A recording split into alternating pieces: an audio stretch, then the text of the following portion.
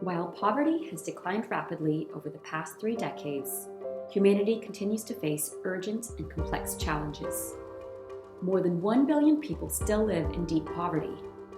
At the same time, rising inequality and social exclusion seem to accompany rising prosperity in many countries. The World Bank aims to address these problems.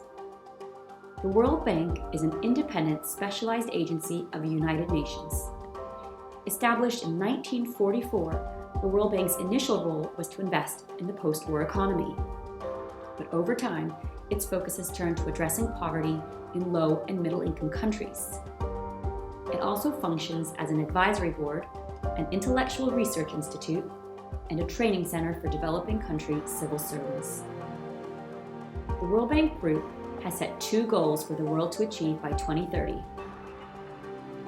The first is to end extreme poverty by decreasing the percentage of people living on less than $1.90 a day to no more than 3%.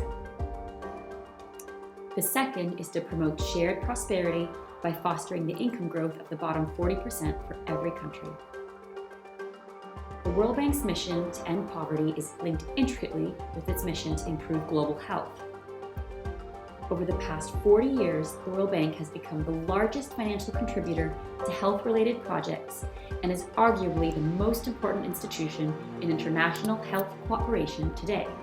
The bank is an umbrella enterprise including 2 institutions: the International Bank for Reconstruction and Development, or IBRD, and the International Development Association, or IDA.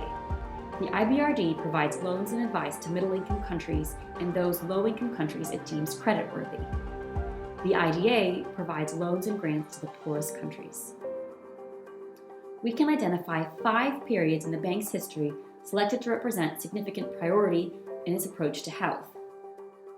The first period stretches from the bank's inception until 1968, when Robert McNamara became bank president.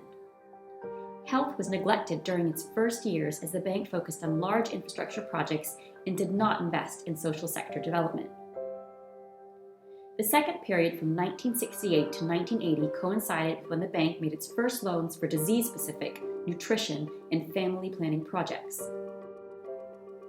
The third period from 1980 to 2000 involved the promotion of market-based solutions and privatization to healthcare problems, including in healthcare delivery.